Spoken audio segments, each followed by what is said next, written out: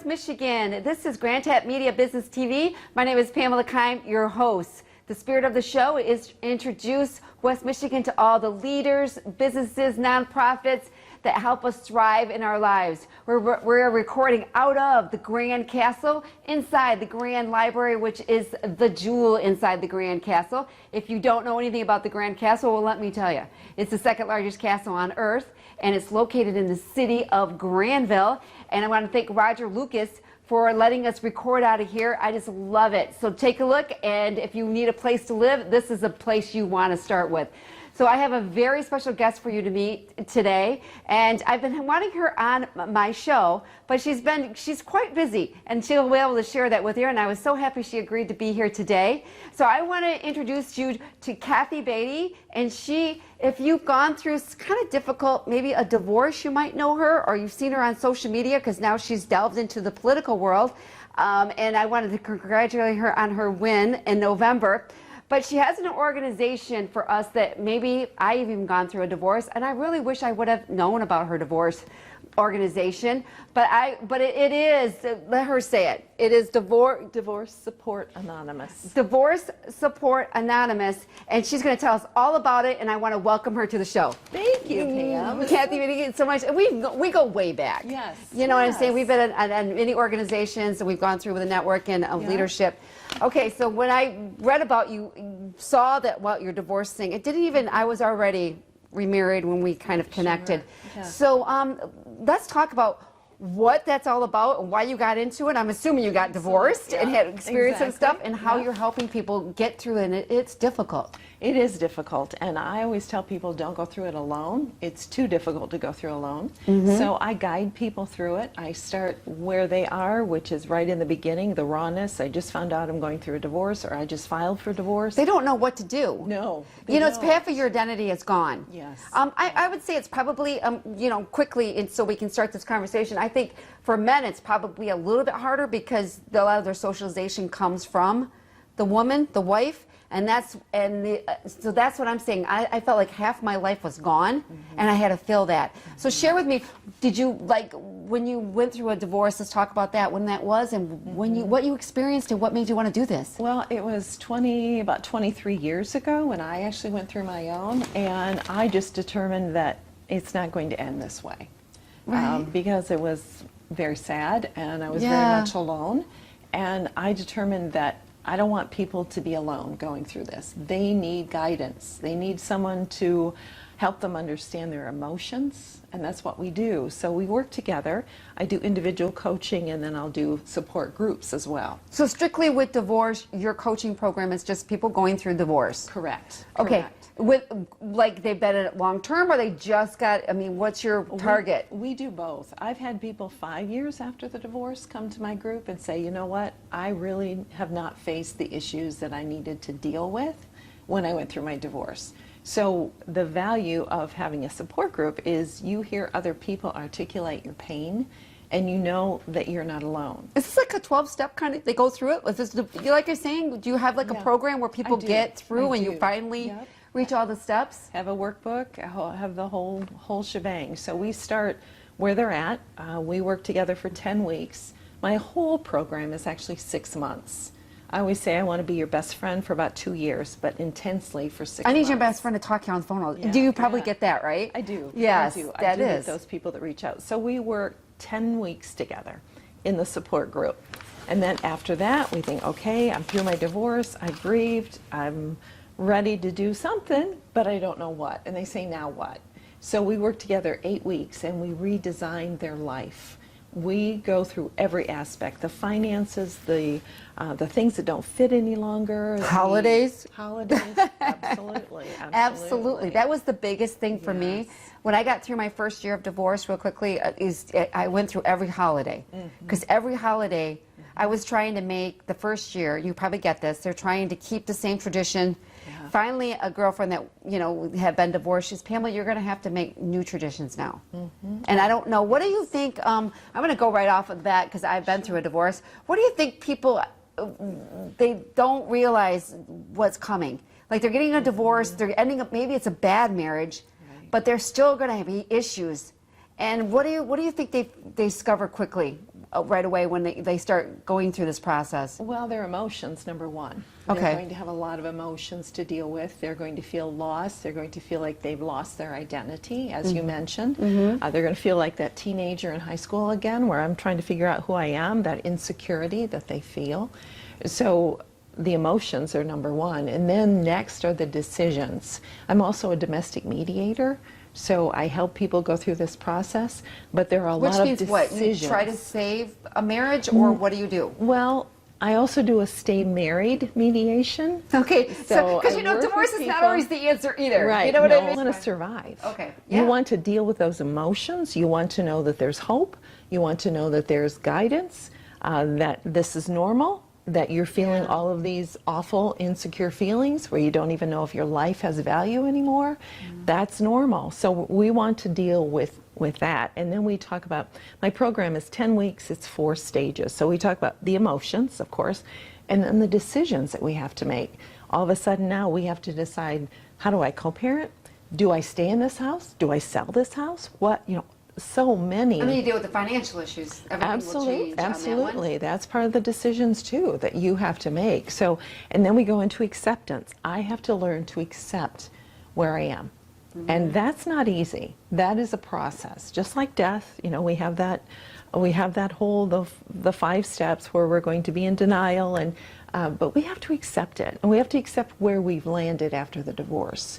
Real quickly, what do you call it when there's certain people that have gone through, you probably see this, right? And I see it too. Their life stopped at the divorce. They're still holding grudges, and they're still, they never grew from that. Right. Somehow life stopped for them. Yes. As opposed to somebody that have gone on and they found a new life, and they embrace that new life. Yes. Is there like a term for that? Being intentional about your healing. That's what the term is. If you are intentional about your healing and you deal with your stuff, if you want to deny it and say, you know what, I'm going to jump in the next relationship and I'm not going to deal with it. Well, I've worked with a lot of people on their second divorce because they thought that relationship was the answer. Do they jump into it too quickly? Very often. Okay. They think that's the answer. That's not the answer. It's a complication to the answer. The answer is you have to be intentional and deal with your stuff, deal with your emotions, deal with your acceptance, deal with who you are, rediscover who you are, have a plan, look at all of your life, and that's what we do in redesigning your life is we look at what no longer fits. What do I need to get rid of? What do I want? Who am I? Yeah. And we cannot define who we are a lot of times.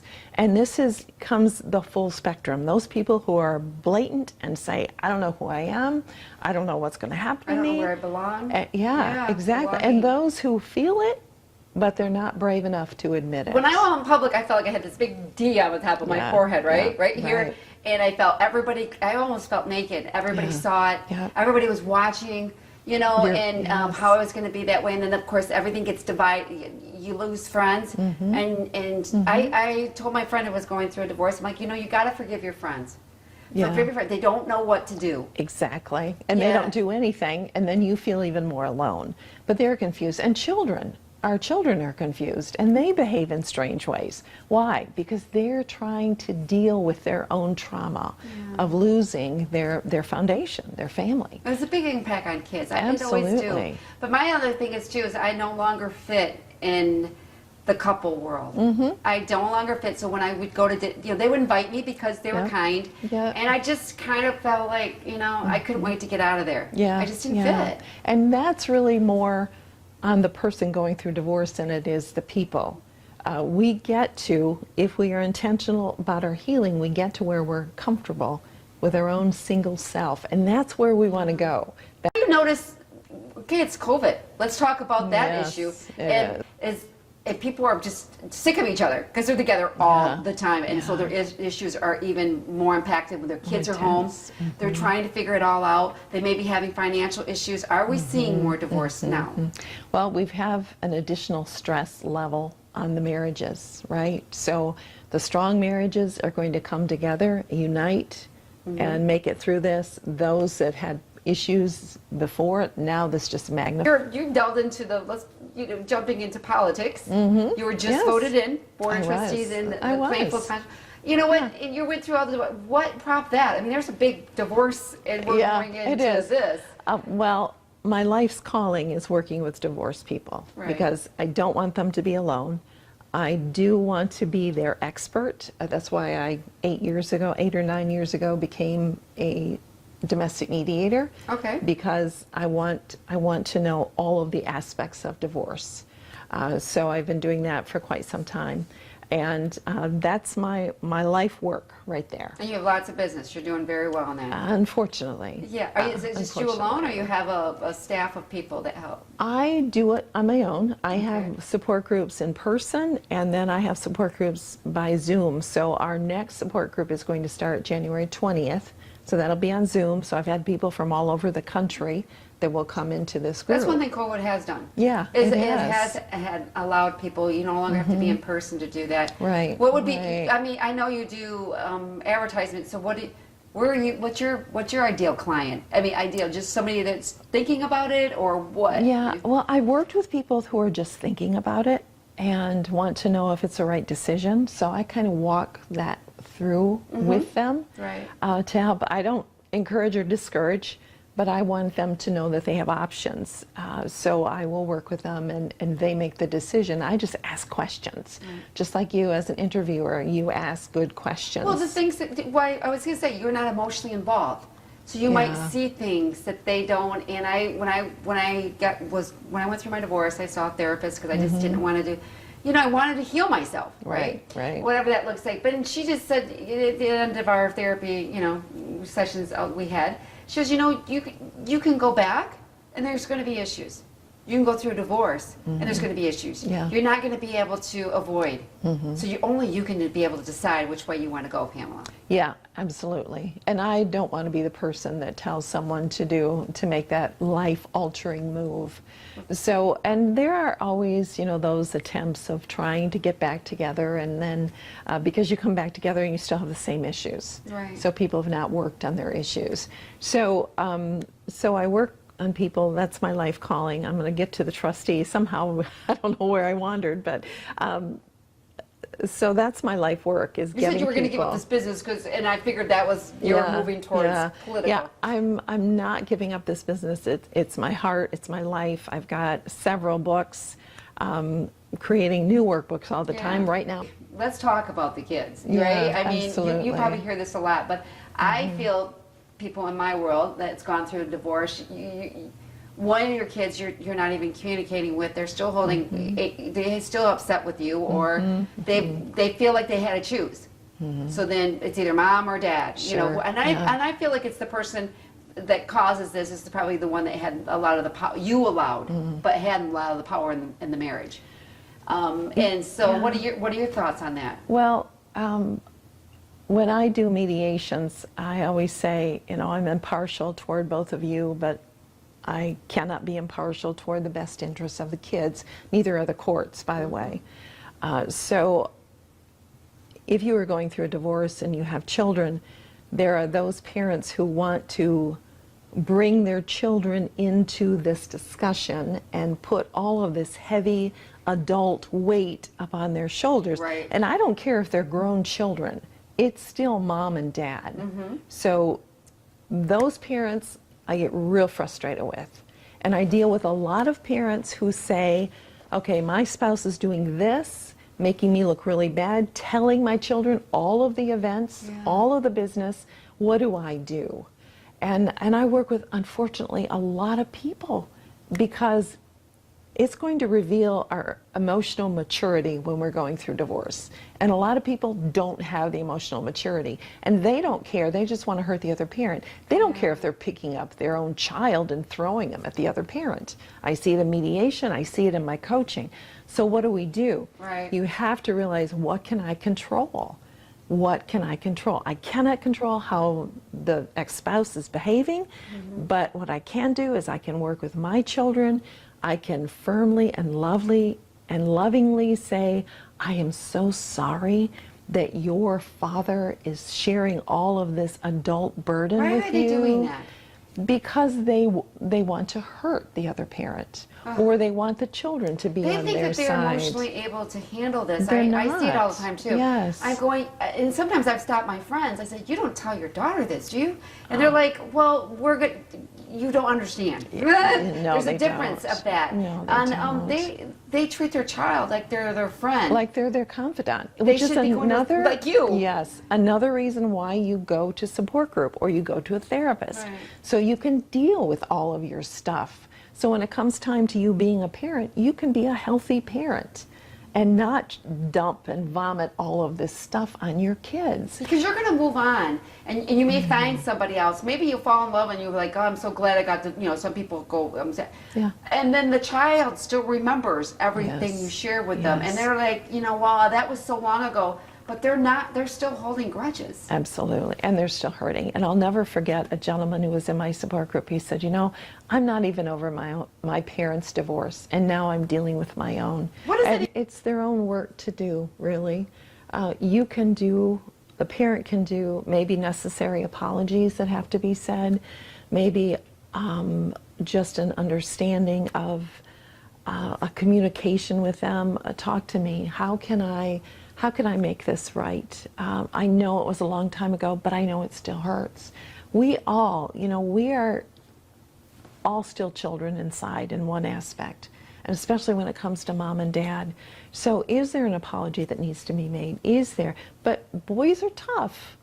They don't share their emotions. So they probably, I know my son was 16, I have 3 children, and my son was 16, and I said, are you talking to someone?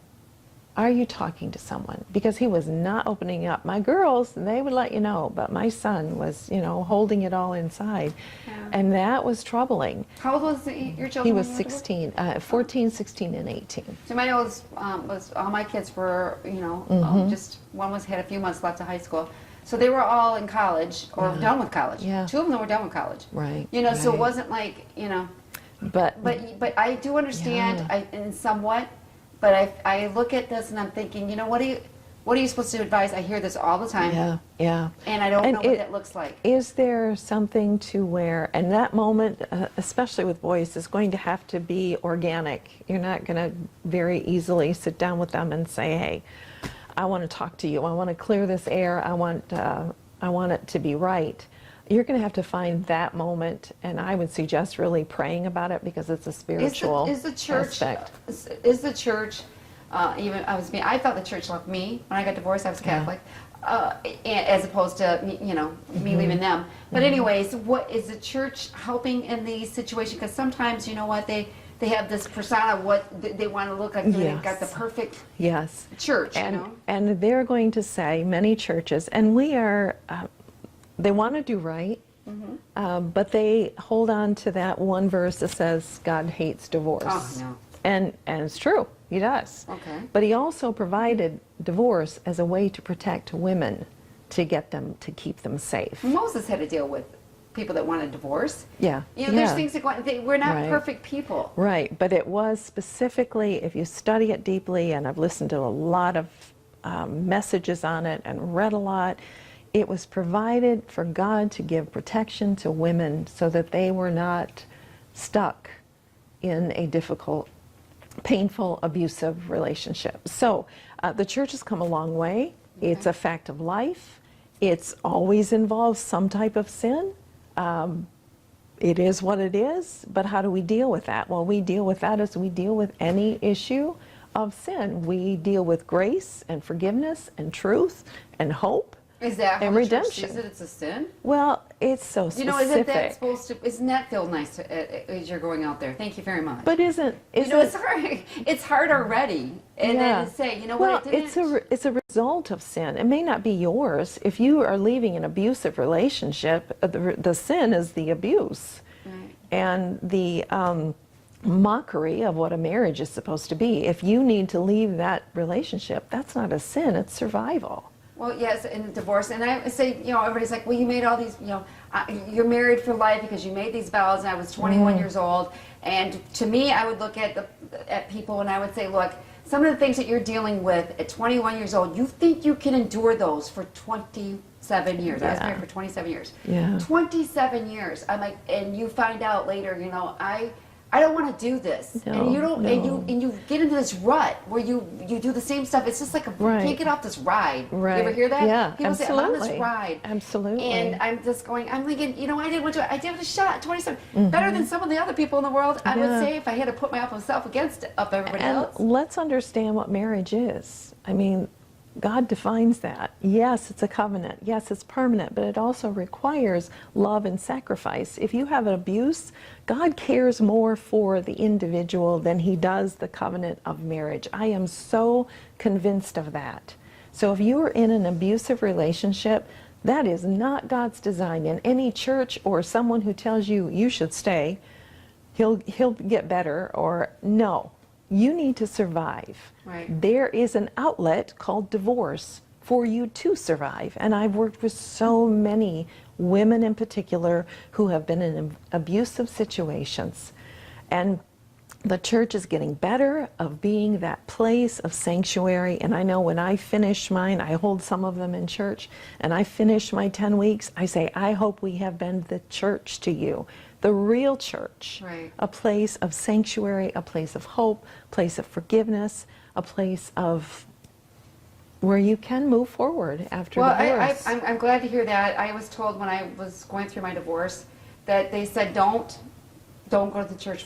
Church was not going to help you through this. Oh, and that was that's true. so sad. And that was true. She goes, and all your Christian friends are not going to be. And actually, it was my Protestant friends that got me through. All my Catholic friends abandoned me, and no, I never got one call through all this. So I will tell you, maybe just one. Maybe I got one along.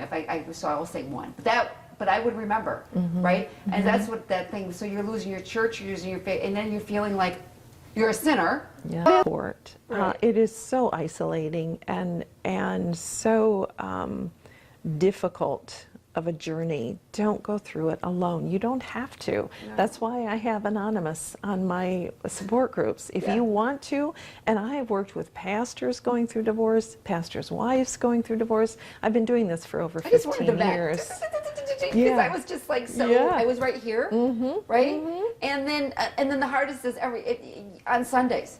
Sundays was the hardest day of the week. Yeah. And how long ago was your divorce? I was final in 2011, but I was separated for 2 years. But I tell you what, getting through Sundays, I became a workaholic. I didn't, jump out in the world. And that was your coping skill, Yes. which is true of many men in particular. That will be their coping skill. I'm not going to deal with this. I'm going to throw myself into my work, right? And I'm just going to let the time pass. Well, I've met with those men years later, and they're still dealing with those issues. And the reason I ask you what year it was, that is the impact of divorce. We don't forget the people who were there, the people who were not there. We don't forget the experience, the pain, the trauma. That's why I say you need support. You need someone who's going to guide you. And you can join my groups, or you can just come on my Facebook page, Divorce Support Anonymous, and you will see support there. You don't judge people going through divorce because of the damage you already felt ashamed and bad, and so now you've got like Job's friends, telling you happy to pour salt on your Yeah, exactly. Where's your wound? There you go. You don't need that. I know it. And what I needed is somebody to be there after 8 o'clock at night, because nights are hard, Sundays, because every Sunday was a family day. So all of even your single friends we always try to find things, they came to my rescue on Sunday, which I'm so grateful. And then I send texts to a lot of my single friends that are going through a divorce or have been a divorce on holidays, because I felt that was one of the loneliest days of the year too for me. So I get it, and I get a text, oh, Pamela, you remembered. I thank you so much, because sometimes their kids aren't texting them. They're still angry. Right. There is a lot to deal with as you go through it. And again, that's why you don't go through it alone. I have a series of books called Suddenly Single that were published a few years ago with David C. Cook. I have my workbook, I didn't bring any materials with me, but you can find them and see them on my. Oh yeah, Kathey, you got all that one stuff. And after the 10 weeks, let's finish this. Yes. We're getting close. Yes. What do our people experience? What's some of their testimonies after the 10 weeks of this program? Great, Alan. Okay, joking. I'm thinking, what experiences? So we spend 10 weeks together dealing with the stuff. Right. So the emotions, the decisions, acceptance, how do I begin to move forward? Then we spend 8 weeks together in creating a new life. Okay. We look at every aspect of our life. What do we want? What do we don't want? And we have some real honest conversations about what do I want? And then we work in the 8 weeks toward a new life declaration. Wow. To where they have written a new life declaration that involves where they want to go, what they want to do. It's a wonderful guidance. That book, that is 8 weeks. And then after that, we have 5 weeks together as a mastermind group. So if they were ready, but I'm not there to judge. Yeah, really. It's their decision. But I've also dealt with people who have to go through their second divorce before they say, okay, I wasn't healed. I have to tell you this story, simply because it was so profound to me. I had this guy who came back after a support group and after we went through Redesigning Your Life, and he said, you know, I was so angry with you because you told me not to date. I was so angry that you said that. And then I went on some dates. And then I realized why you said, don't date. Because I was not ready. You are to focus on your healing and yourself and processing your grief before you're ready to venture out. When you do, when you are honest about your stuff and you deal with your stuff, then you're going to be a healthy person. When you're a healthy person, you attract healthy people. Right, right. And that's why I encourage them, focus on yourself and your healing instead of thinking, and many people do, it's the next relationship that's going to make me happy. Yeah, but don't we feel like somebody's going to heal us. We do. And the only person person who can heal you is Jesus, not another individual. So if you are focusing on your healing, your physical, your emotional, your spiritual healing, you get yourself together, and then you're going to attract the right, healthy And sometimes person. they want to prove something to the other person, right? Yes, they do. We all want to prove that we're still lovable. Absolutely. Especially if you were the one that was left. Yes. You're like, I'm still lovable, right? Yeah, and I'm still appealing, and you bet. You know what I mean? Yes, So this we takes a do. lot on that one. With our children. Yep. And so anything else you wanted to, as we're wrapping this up, Kathey? Join me on my Facebook page, Divorce Support Anonymous, and I am doing, again, Facebook Live at noon for about 5-10 minutes all the way through the month of December. I have a variety of tools. My next group in person, hopefully, if COVID holds off, will be January 12th. And then on Zoom, we will be doing it we do it 9 o'clock at night because babies are put to bed. Yeah. And it's a time that seems to work for a lot of people. So that'll start January 20th. So inquire, I'll gladly talk. I talk to a lot of people a lot of times. So I do individual coaching, and I certainly have the programs. All right, I will have that information put on the Facebook when we put this interview out. I'll try to get out as soon as possible. But we want to congratulate you on being, we didn't even get a chance to talk about that, so we'll have to have you back on that one. Divorce is a big topic, and a lot of people don't want to talk about it, and there's still whispers. It's kind of like saying, cancer. You know, they say it on that one, or she's divorced. Yeah. You know what I'm saying? Yeah. And we all been, at least you and I have been, and we understand people have gone through that. All right, we want to thank Kathey Batey for being here. Thank you. you. My name is Pamela Keim, and we will catch you next time on GRTV Media Business TV. Take care, everyone.